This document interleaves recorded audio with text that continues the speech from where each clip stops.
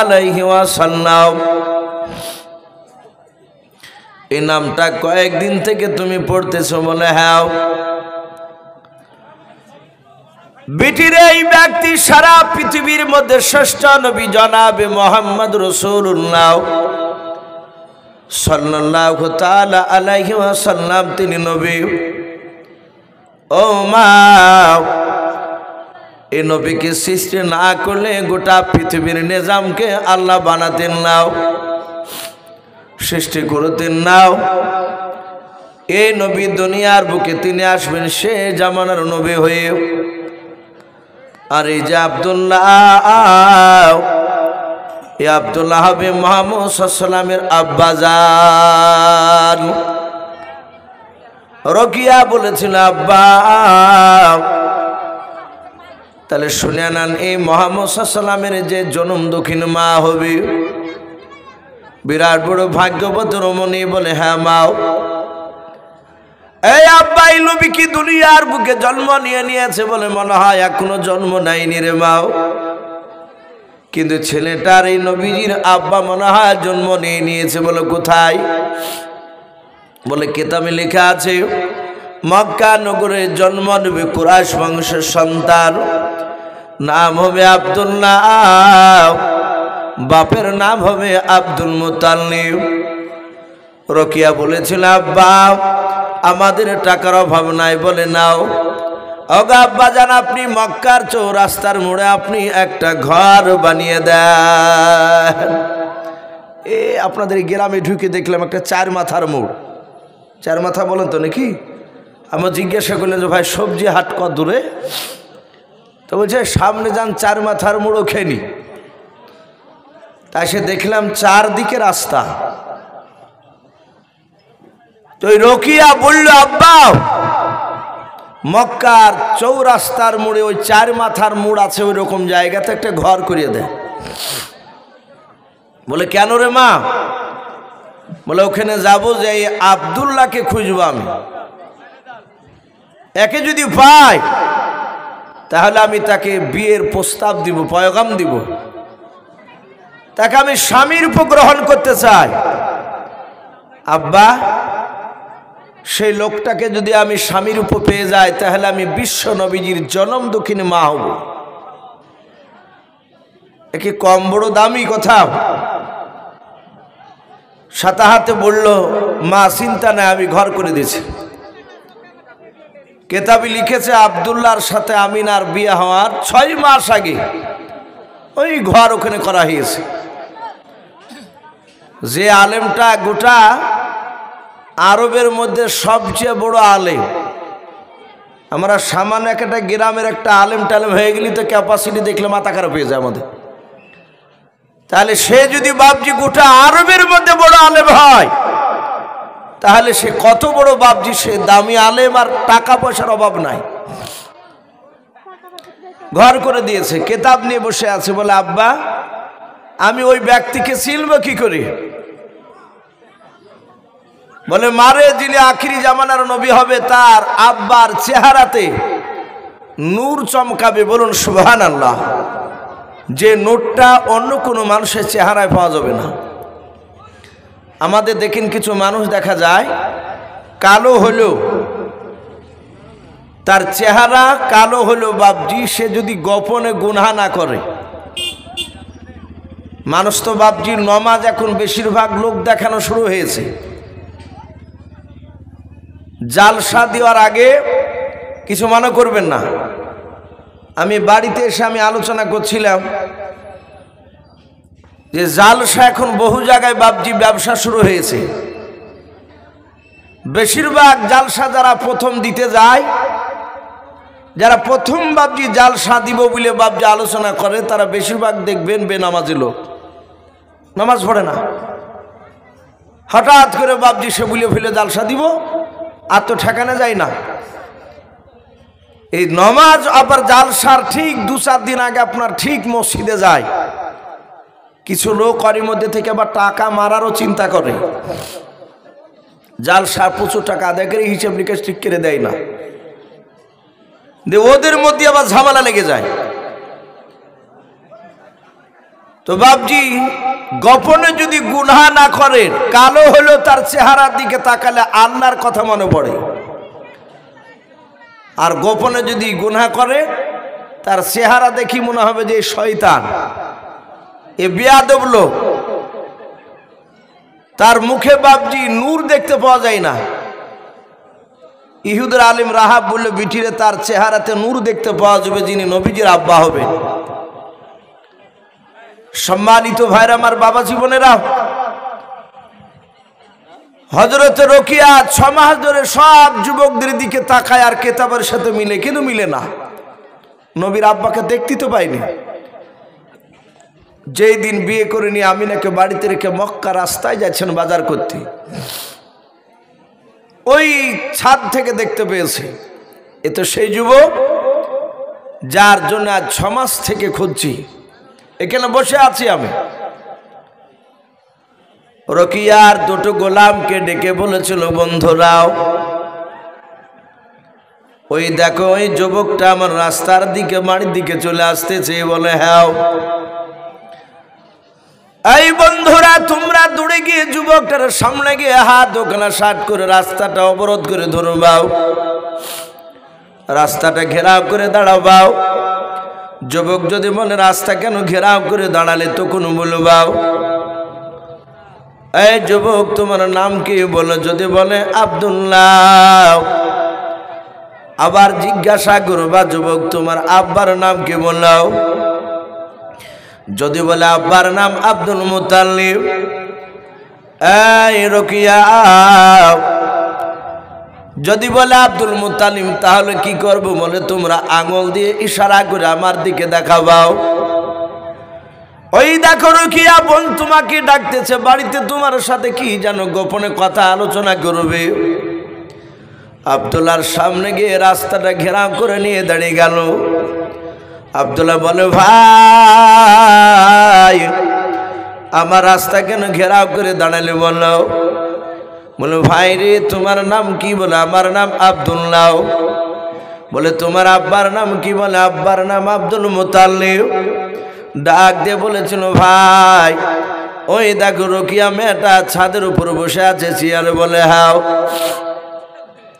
ওই রোকিয়া মেয়েটা তোমার সাথে গোপনে কি কথা আলোচনা করবে, তার বাড়িতে তুমি চলাও। আব্দুল্লাহর হাত ওখানে ধরে নিয়ে বাড়িতে চলে আসলো। রোকিয়া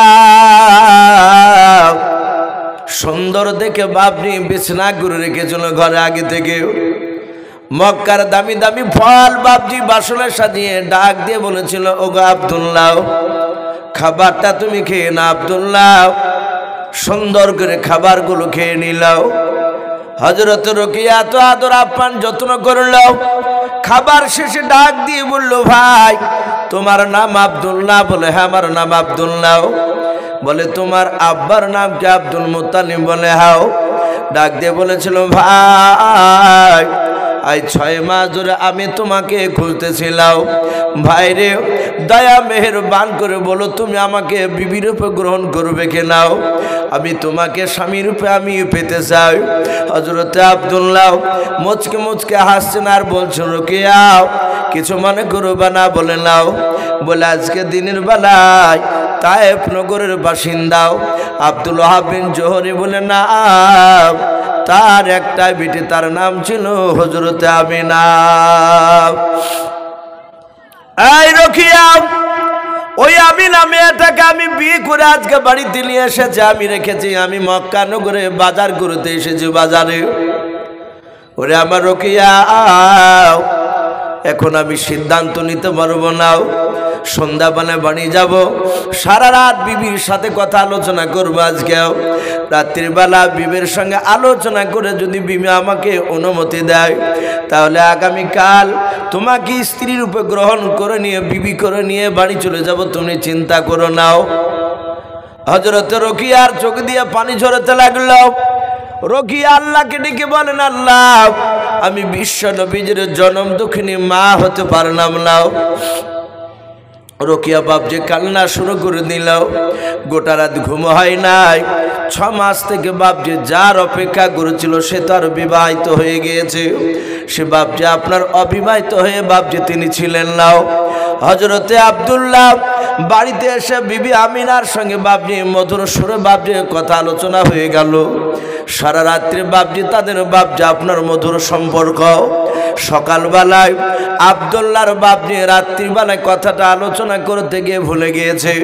হঠাৎ করে মনে পড়ল হযরতে আমিনাকে ডাক দিয়ে বলেছিল, আব্দুল্লাহ, ওরে আমার বেবি আমিনা, আমি তোমাকে একটা কথা বলবো বলে আমি ভুলে গিয়েছিলাম। আমিনা হাসছেন আর বলছিল, স্বামী বলো, এমন কি কথা বলবে? বলো, বিবি রে, আজ 6 মাস থেকে একটা ছেলে, যুবক নয় যুবতী নারী, রোকিয়া বলে নাম, সে আমাকে খোঁজ করেছিল বিয়ে করার জন্য। আমি তোমার কথা বলেছি, তুমি যদি অনুমতি দাও তাহলে আমি তাকে বিয়ে করে নিয়ে আসতে পারি। হযরতে আমিনা রাগ করলেন না, উনি মিষ্টি হাসি দিয়ে বললেন, হে আমার স্বামী, যদি আপনার দ্বিতীয় বিবির যদি প্রয়োজন মনে করেন, এখানে হিকমতের সহিত কথা বললেন, যদি আপনার দ্বিতীয় বিবির প্রয়োজন মনে করেন তাহলে আপনি বিয়ে করতে পারেন, এতে আমার কোনো বাধা নেই। সঙ্গে সঙ্গে যখন বাপজি এই কথা বলা হলো, হযরতে আব্দুল্লাহ সকালবেলায় বাপজি যাচ্ছেন, রোকিয়া ছাদের উপর বসে আছে। আব্দুল্লাহর দিকে একটিবার চেহারাটা নজর পড়ার পরই আর তাকায় না। অমনি সাথে হাতে বাপজি দরজা লাগিয়ে দিয়ে বলল, ওই যুবক যেন আর বাড়িতে না আসে। তার বন্ধুরা বলেছিল, তুমি তার জন্য তো পাগল হয়েছিলে। বলে, এই রোকিয়া, তুমি আজ ওর দিকে তাকাও না কেন? রোকিয়া বলেছিল, আমি গতকালকে ওর চেহারাতে যে নূর দেখেছিলাম, সে নূরটা তার চেহারাতে আর নেই। তার অর্ধাঙ্গিনী বিবি আমিনাকে দিয়ে চলে এসেছে। বাপজি রাসূলুল্লাহ দুনিয়াতে আসার আরো অনেক ঘটনা আছে, আমি গোড়াতে একেবারে যাইনি বলতে। ইসমাইল আলাইহিস সালাম কিতাবে লিখেছে, তার কপালে সে রাসূলুল্লাহ নূর ছিল। বলুন আলহামদুলিল্লাহ। হযরতে আমার বিশ্বনবীর আব্বা আব্দুল্লাহ, তিনি বাড়ি এসে আমিনার সাথে আবার ঘর সংসার শুরু করে দিলেন। রাতের পর দিন, দিনের পর রাত, এইভাবে সপ্তাহ গড়তে গড়তে, মাস গড়তে গড়তে 6 মাস হতে চলল।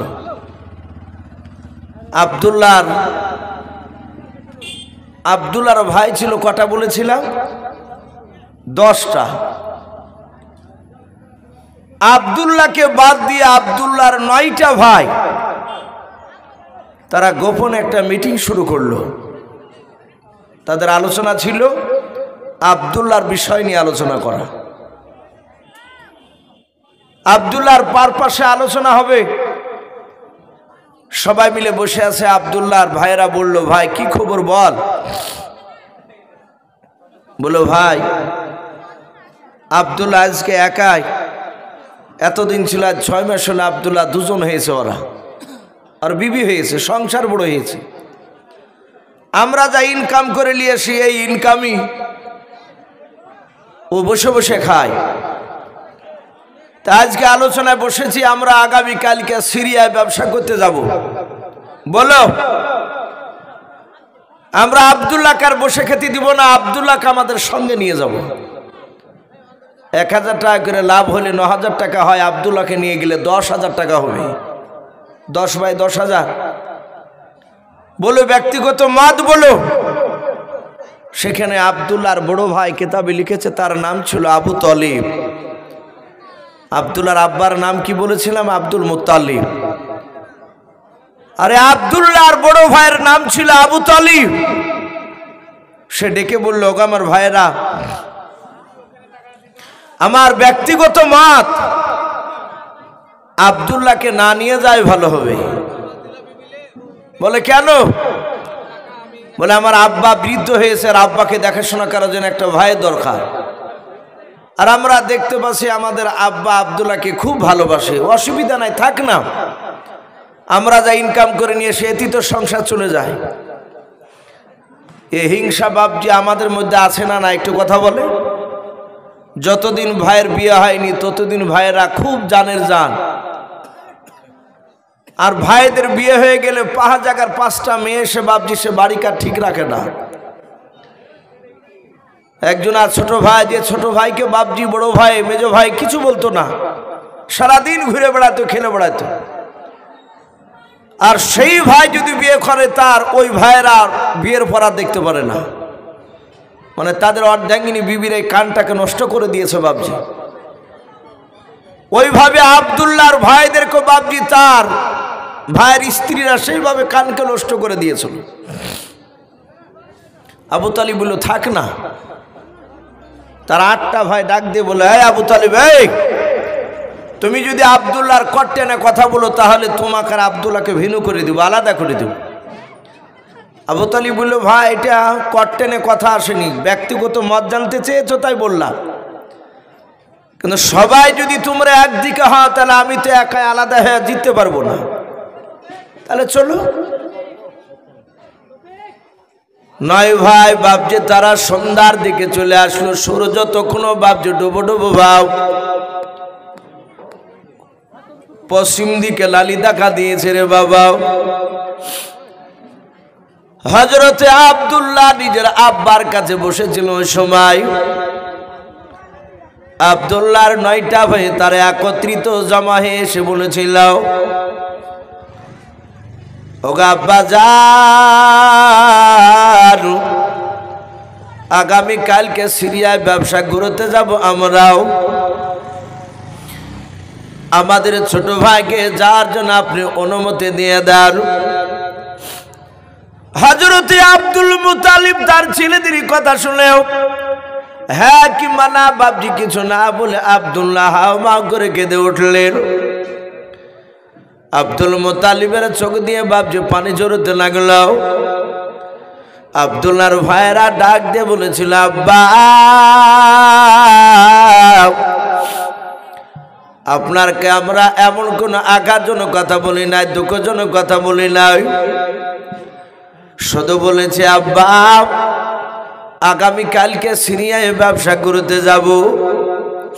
আপনি হ্যাঁ কিংবা না কিছু না বলে আপনি কেন হাওমা করে কেঁদে উঠলেন বললেন। হযরতে আব্দুল মুতালিব ডাক দিয়ে বলেছিল, বেটা রে, তোমরা 9টা ছেলে যখন আমার কাছে অনুমতি চাইলাও, আমার ছোট ছেলে আব্দুল্লাহকে সিরিয়ায় নিয়ে যাবাও।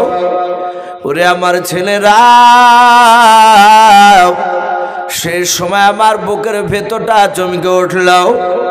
আমার মনে হয় আব্দুল্লাহ আমার কাছ থেকে যদি চলে যায়, মনে হয় আব্দুল্লাহর সিরিয়া থেকে ঘুরে আসবে না, জিন্দা ফিরে আসবে না। হযরতে আব্দুল্লাহর ভাইরা ডাক দিয়ে বলেছিল, আব্বা আমরা 9টা ভাই সিরিয়ায় অনেক দিন ধরে ব্যবসা করতে যাই, আমাদের কারো মত হয় নাও, আমাদের ইন্তেকাল হয় নাই। ওগো আব্বা যান, আপনি অনুমতি দিয়ে দেন, আগামী কালকে সিরিয়ায় নিয়ে যাব। আব্দুল্লাহর কিছু হবে না। আমরা 9টা ভাই 1000 টাকা করে লাভ করি, 9000 টাকা হয় 1 মাস থাকলে। ছোট ভাই আব্দুল্লাহকে নিয়ে গেলে 10,000 টাকা হবে। ওগো আব্বা যান, আব্দুল্লাহ ব্যবসার কোনো ভাগ ভঙ্গিমা বুঝতে পারে নাই, ব্যবসা শিখতে পারবে। আব্দুল্লাহর আব্বা এইভাবে হাত জোড় করে বলেছিল, ওগো আমার ছেলেরা, আমি তোমাদের হাত দুখানা ধরে বলে আমার আব্দুল্লাহকে তোমরা নিয়ে যেও নাও। কিন্তু বাপ যে কথা তারা শুনলো নাও। আব্দুল মুতালিবের বাপ যে ছিল আব্দুল্লাহ, তিনি বসে বসে বুঝতে পারলেন আমার ভাইয়েরা আমাকে না নিয়ে গিয়ে ছাড়বে না। হযরতে আব্দুল্লাহ ডাক দিয়ে বলেছিল, আব্বা আপনি চিন্তিত হবেন না, কাঁদবেন না আব্বা। কপালে যদি আমার সিরিয়াতে লেখা থাকে ইন্তেকাল, পৃথিবীর মানুষকে বাধা দিতে পারবে না। ওগো আব্বাজান, আপনি অনুমতি দেন আমরা সিরিয়ায় যেন ব্যবসা করতে যেতে পারি এবং সহি সালামতে যেন ব্যবসা করে বাড়ি চলে আসি। হযরত আব্দুল মুত্তালিব বলেছিল, বাবারে তোমার কি মন চায় আমাকে ছেড়ে সিরিয়া ব্যবসা করতে যেতে? আব্দুল্লাহ কাদা আর বলে, আব্বা আমাদের মন চায় না সিরিয়ায় আমার যেতে ব্যবসা করতে, কিন্তু পরিস্থিতি আলাদাও। আমার ভাইরা আমাকে না নিয়ে গিয়ে ছাড়বে না। হিংসা শুরু করেছে। হযরতে আব্দুল্লাহ তার আব্বার কাছ থেকে অনুমতি নিয়ে বাপজি চলে আসলো। সূর্য ডুবে গিয়েছে। রাত্রিবেলায় তার আমিনার সাথে খাওয়া দাওয়া করে বিছানায় শুতে যাবে। আব্দুল্লাহ বলল, বিবি আমিনা, আমি আগামীকালকে সিরিয়া ব্যবসা করতে যাব। বলে, আমিনা তাই ব্যাডিং পত্র যা যা লাগে সব রাত্রিবেলায় গুছিয়ে রাখো। আমি দেখো বিছানায় শুয়ে গেলাম। ব্যাডিং পত্র গোছানো হয়ে গেলে তুমিও শুয়ে যেও। বলে, অসুবিধা নাই, আমি শুয়ে যাব। আব্দুল্লাহ ঘুমিয়ে গিয়েছে। যা যা লাগবে আমিনা সব সাজালেন ব্যাগে। রাত্রি প্রায় 12টা বেজে গেছে। আমিনার বিছানায় ঘুমালেন না, কেতাবে লিখেছে। আব্দুল্লাহর মাথার পাশে দাঁড়িয়ে দাঁড়িয়ে চেহারার দিকে চেয়েছে। আমিনার দুই চোখের কোনা দিয়ে ঝরঝর করে পানি ঝরছে। স্বামী সিরিয়ায় যাবে। বাপজি, ছেলেরা বাপজি আমাদের ঘরের সন্তানরা তারাও কেরালায়, চেন্নাই, দুবাই যায়।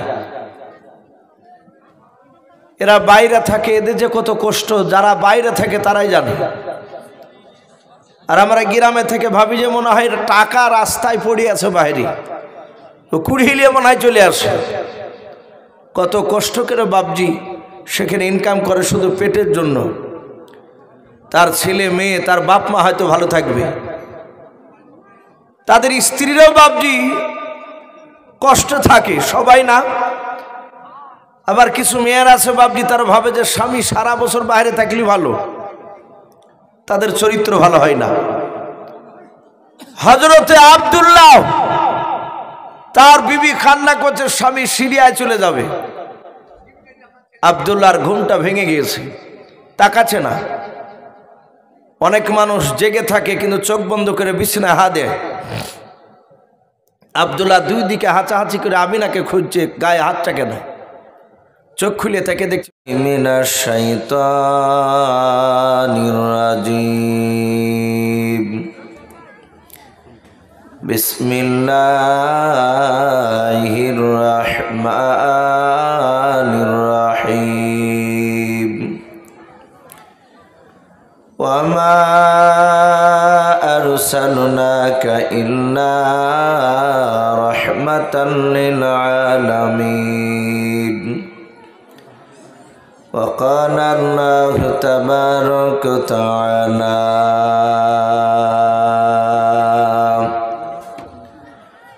إنك لعلى خلق عظيم. وقال الله تبارك وتعالى وعن أبي هريرة قال النبي صلى الله تعالى عليه وسلم أترك سنة لحبيبي لهؤلاء الحمقاء أو كما قال عليه الصلاة والتسليم. وعن أبي هريرة قال النبي صلى الله تعالى عليه وسلم إن الله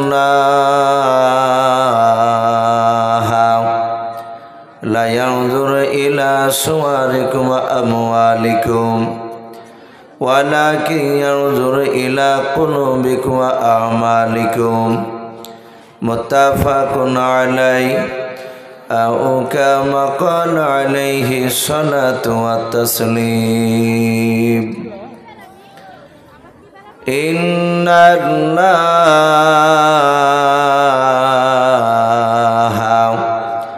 ওয়া মালাইকাতাহু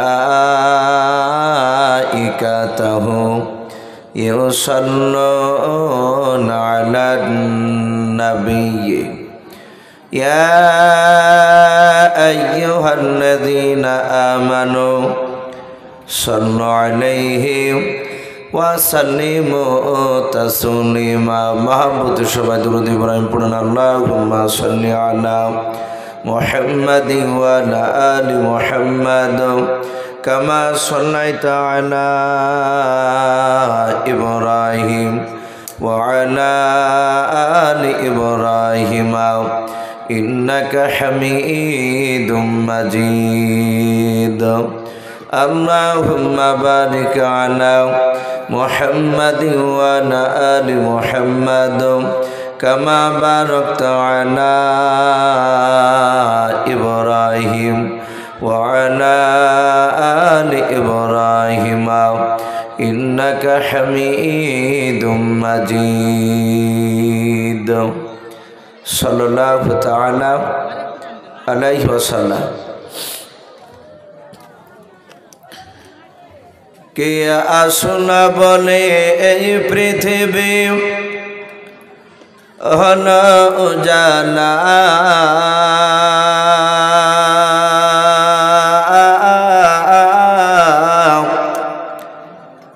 কে গাইল এসে সামের গানু শূন্য কাফেলা,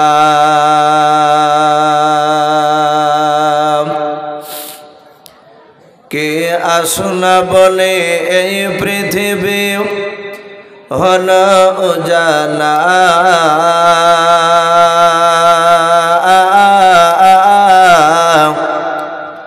কে গাইল এসে সামের গানু শূন্য কাফেলা।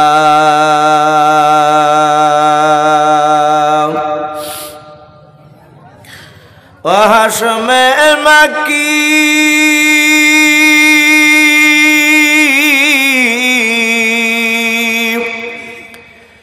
ও হাশমে মাক্কি মাদানী শাইখে মদিনা, ও নূরে নবী নূরে নবী নূরে মদিনা, ও নূরে নবী নূরে নবী নূরে মদিনা, কে আসনা বলে এই পৃথিবী হল উজালা,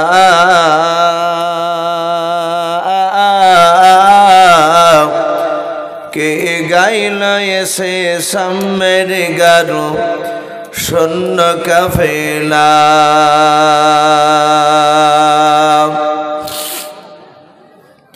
হযরতে উমর করতে কতল নবীর দারে যায়,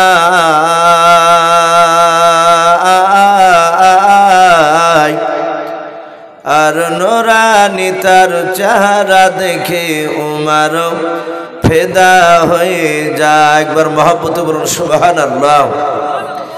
হযরতে উমর করতে কতল নবীর দারে যায়,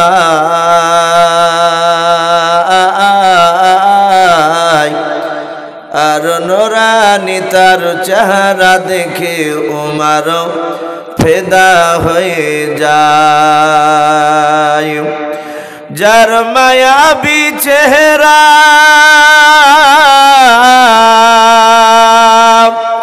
যার মায়াবী চেহারা দেখে উমর হয়ে যায় নবীর দিবানা, ও নূরে নবী নূরে নবী নূরে মদিনা, কে আসনা বলে এই পৃথিবী হলো জানা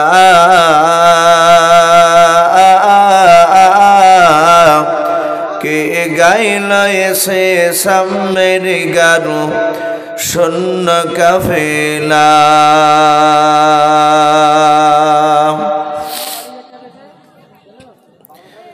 ভাই সবাই আমরা প্রাণ ভরে মহব্বত উচ্চ আওয়াজে আরেকবার দুরূদ ইব্রাহিমটা বাপজি পড়িনি। আল্লাহুম্মা সাল্লি আলা মুহাম্মাদিন ওয়া আলা আলি মুহাম্মাদ কামা সাল্লাইতা আলা ইব্রাহিম ওয়া আলা আলি ইব্রাহিম ইন্নাকা হামিদুম মাজিদ। আল্লাহুম্মা বারিক আলা মুহাম্মাদিন ওয়া আলা আলি মুহাম্মাদ কামা বারাকতা আলা ইব্রাহিম ওয়া আলা আলি ইব্রাহিম ইন্নাকা হামিদুম মাজিদ। সাল্লাল্লাহু তাআলা আলাইহি ওয়াসাল্লাম। শ্রদ্ধেয় জনাব, আজকের জালসা নির্বাচিত মনোনীত যোগ্যতম সভাপতি মহাশয় ও সম্মানিত আমন্ত্রিত উলামায়ে কেরাম ও আমার সম্মুখের শ্রদ্ধেয় বা জ্যেষ্ঠ বাবা জীবনেরা, আমার সমবয়স্ক সমাজস্য যুবক ভাইয়েরা, পর্দার আড়ালের মা বোনেরা, আমার সম্মুখের কচি কচি স্নেহের বাচ্চারা, সকলকে জানাই আমার বুক ভরা ভালোবাসা সালাম। আসসালামু আলাইকুম ওয়া রাহমাতুল্লাহি ওয়া বারাকাতুহু। আলহামদুলিল্লাহ, সমস্ত প্রশংসা সে মহান রব্বুল আলামিনের জন্য, যে মহান রব্বুল আলামিন আমাদেরকে বড় ভালোবেসে রহম করে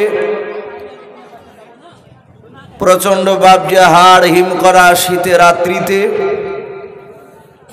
গরমের বিছানাকে ত্যাগ করে মহান রব্বুল আলামিন তার রহমতের মজলিসে নিয়ে এসে বসা আমাদেরকে সুযোগ করে দিয়েছেন, আমরা বুঝতে পেরেছি। তাই মহান রব্বুল আলামিনের দরবারে শুকরিয়া স্বরূপ আদায় করে বলুন আলহামদুলিল্লাহ। তারপরে পরে আপনার আমার নবী, যিনি ধর্মের গুরু, বিশ্ববরণ্য নেতা, মা আমিনার লাল হযরতে আব্দুল্লাহর লাগতে জিগার, যিনি সাইয়্যিদুল মুরসালিন ও খাতামুন নবিয়্যিন, যিনি হাবিবে কিবরিয়া আশরাফুল আম্বিয়া,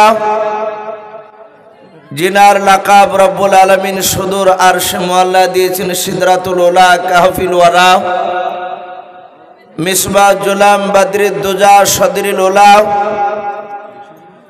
শফিউল মুজনাবিন, রাহমাতুল লিল আলামিন, আকা কামলিওয়ালা জনাবে মুহাম্মদুর রাসূলুল্লাহ সকল বলুন সাল্লাল্লাহু তাআলা আলাইহি ওয়াসাল্লামের উপরে অগণিত দুরূদ ও সালাম বর্ষিত হোক, অর্পিত হোক। সকলেই উচ্চ আওয়াজে বলুন আল্লাহুম্মা আমিন। ইসলাম দরদি বাপজি ভাইয়েরা, আমি আপনাদের সম্মুখে কোরআনুল কারীম থেকে বেশ কয়েকটা এত টুকরা পরিবেশন করেছি, তেলাওয়াত করেছি। তার পরপরই বিশ্ব নবীজির পবিত্র জবান থেকে মাত্র আমি দুটো হাদিসের টুকরা পাঠ করেছি। ইনশাআল্লাহ যথাসময়ের মধ্যে আমার বক্তব্য করব। ভাই, আজকে আলোচনা অন্যদিকে যাব না। আপনাদের দেশের আলেম আমাকে বারবার করে অনুরোধ করেছেন, ইসু ভাই আপনি আজকে আমাদের এখানে আলোচনা করবেন। অনেকে বলতে বলেছেন ওনাকে আবার, যে আমাদের সারা পৃথিবীর শ্রেষ্ঠ নবী জনাবে মুহাম্মদ রাসূলুল্লাহ, একটু বাপজি ঠুটটা নড়ে বলুন সাল্লাল্লাহু আলাইহি ওয়াসাল্লাম সম্পর্কে একটু কথা আলোচনা করতে বলেছেন। আমি আজকে বাপজি অন্য ভূমিকার দিকে যাব না, সোজাসুজি নবীজির কথার দিকে বাপজি চলে আসি। যেহেতু ঠান্ডা রাত্রির আপনারা যারা বসে আছেন, দু চারজন করে যদি বাপজি মিনিট 20 মধ্যে যদি উঠে চলে যান, তাহলে যা দুটো বাপজির সামনে পেয়েছি মানুষ, এগুলো আর পাওয়া যাবে না। এই জন্য বাপজি আমরা উঠাউঠি করব না। খুব জরুরাত যদি না হয় তাহলে বাপজি আমরা কিছুক্ষণ একটু বসি, এবং আখিরি দোয়া নিয়ে আমরা সকলেই বাড়ি যাব। বলুন ইনশাআল্লাহ। আমরা সকলেই জানি জীবনী, তা আমরাও সকলেই জানি মুহাম্মদ সাল্লাল্লাহু তাআলা আলাইহি ওয়াসাল্লাম। খুব অসুবিধা মনে হয়েছে, আর একটু হালকা কমে একটু সাউন্ডটা বাড়ান তাইলে হবে।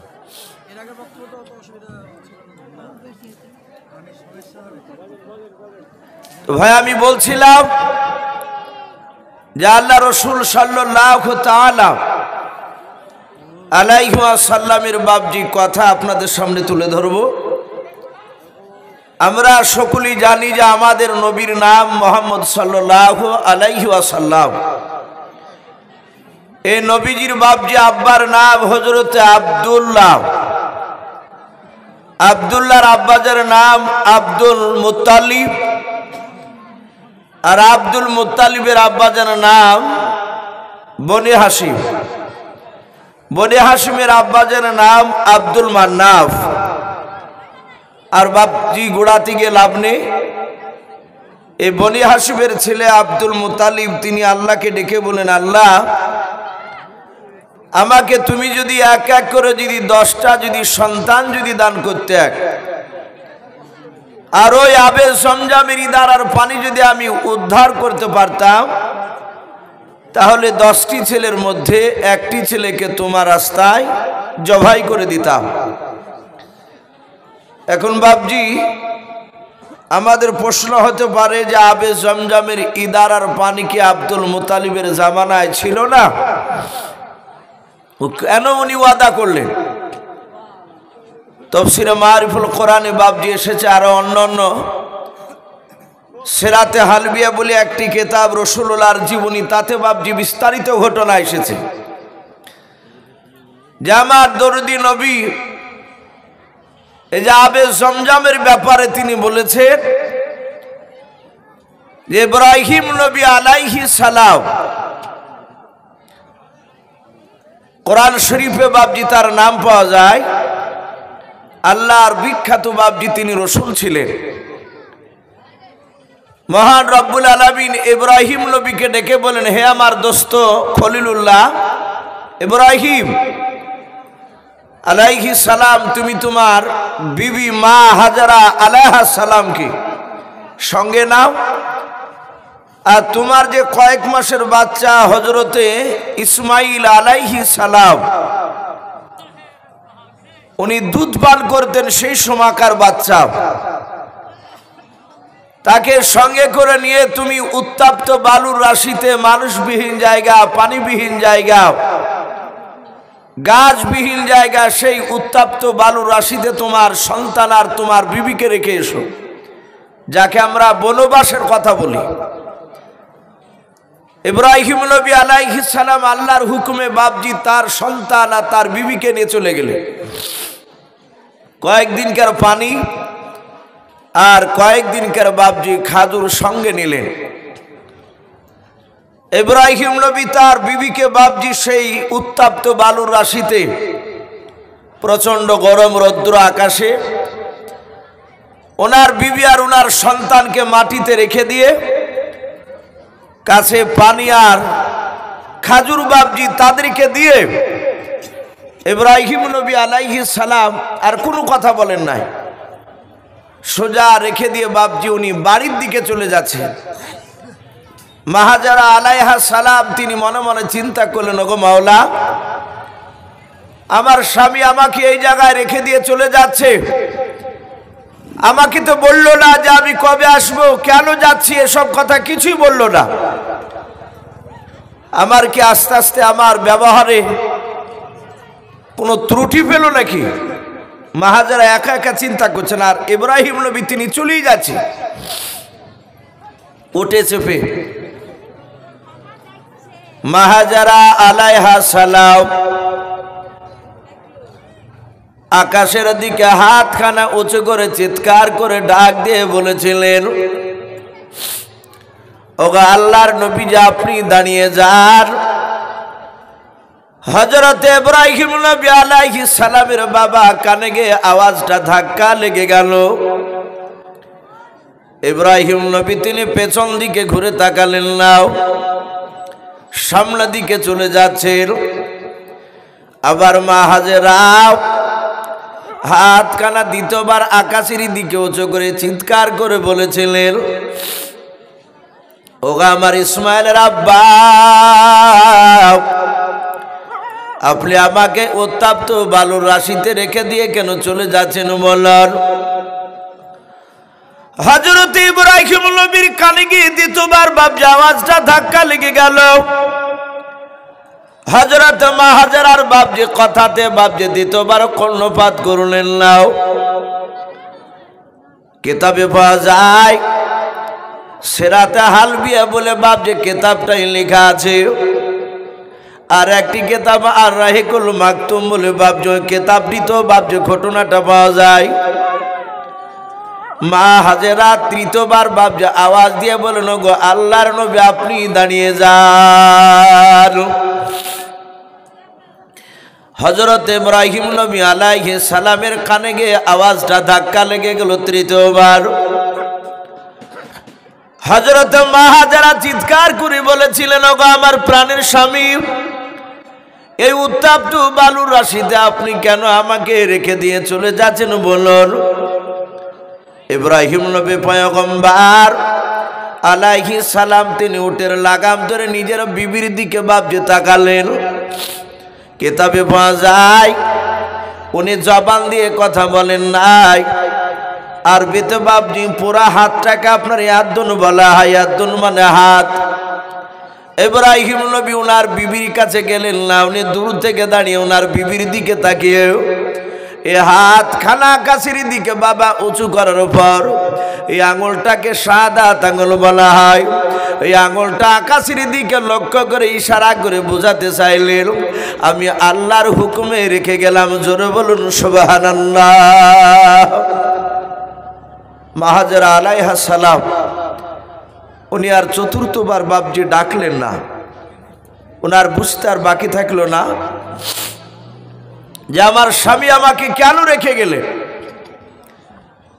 ইব্রাহিম আলাইহিস সালাম তিনি চলে গেলে, মা হাজেরা সেখানে থেকে গেলে। কিতাবে লিখেছে ওই আকাশে ওই মরুভূমির ওপর দিয়ে বাপজি পাখিও যাতায়াত কম করত। এক ফোঁটা পানির ব্যবস্থা সেই মরুভূমির ময়দানে পাওয়া যেত না। মানুষ ওদিক দিয়ে যেটুকুই নেও, মা হাজেরার যে পানি আর খাবার যা ছিল সব ফুরে গিয়েছে। কিতাবে লিখেছে বাপজি